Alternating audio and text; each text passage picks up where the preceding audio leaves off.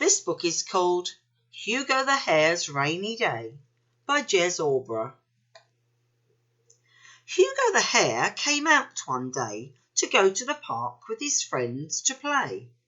He sniffed at the air and said, "I can smell wet, and wet is one thing that I don't like to get." Billy the goat had a smile on his face. He was kicking a ball round to Hugo's place. "Why are you carrying that?" Billy said when he saw the umbrella above Hugo's head. "Because," said Hugo, "it's going to get wet, and wet is one thing that I don't like to get." "No, it's not," said Billy. "Just look at the sky. The sun is shining, it's warm and it's dry." They talked and they walked, and it didn't take long for one drip of rain to prove Billy wrong. Billy just shrugged. "It's only a drop. I'm not bothered," he said. "It will probably stop." But it plopped, it plipped, and it plopped some more, and before very long it started to pour. It fell on the path with a pitter-pat-pat. It bounced off the brolly with a rat-a-tat-tat. It splattered on Billy from high in the sky. He got wetter and wetter, while Hugo stayed dry. Hugo felt bad because inside he knew what a good little hare would probably do.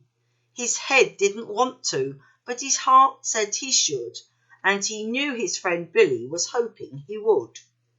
So he said, "You're getting all wet, I can see. Would you like to share my umbrella with me?" "Oh, thank you," said Billy. "I really don't mind, but I'd better say yes, as you're being so kind." So under the brolly they shuffled along, until Hugo noticed that something was wrong. "Billy, you're pushing me out," Hugo cried. "My fur, it's getting all wet down one side." Billy looked over. He could see it was true. Hugo's umbrella was not built for two. "Squeeze closer," he said. They tried once again, but then Billy's shoulder stuck out in the rain.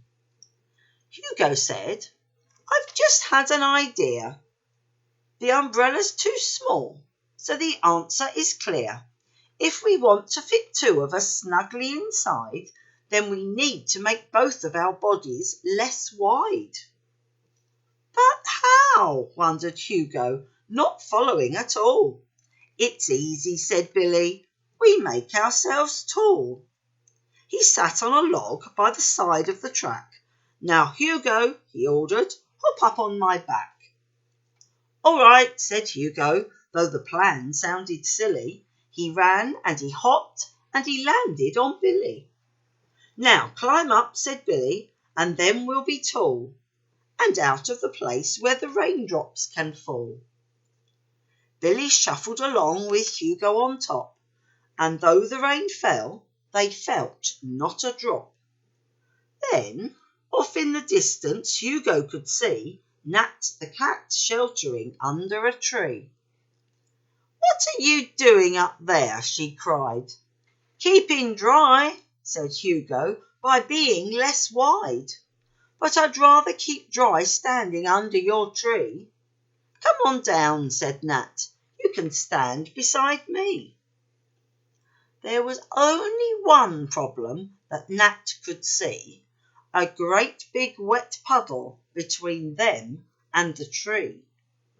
Billy dug in his hooves to get a good grip. He teetered and tottered and tried not to slip. "Come on," cried Nat, "there's not far to go." But that was before the wind started to blow. It blasted the brolly with all of its might, and pulled Hugo Hare to the left, then the right. "The umbrella!" cried Billy as they started to sway. "Let go of it now, or you'll get blown away." "But I need it," cried Hugo. "We're not there yet. I told you before, I don't like to get wet." But the wind didn't care as upward it blew. It lifted the brolly and Hugo hare too. He flew through the air, and like it or not, wet was exactly what Hugo hare got. Splash! Nat saw that Hugo was really upset. Everyone knows that he hates to get wet. But Nat also knew things could only get better. If you're already wet, you can't get any wetter. So out from under the branches Nat came, yelling, "I want to play the getting wet game." She skipped to the puddle where Hugo had crashed.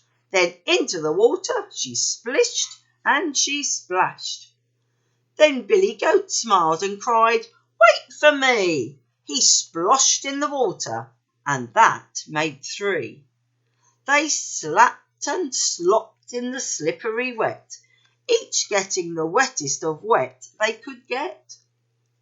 They stayed and they played in the puddle until suddenly something made Hugo stand still.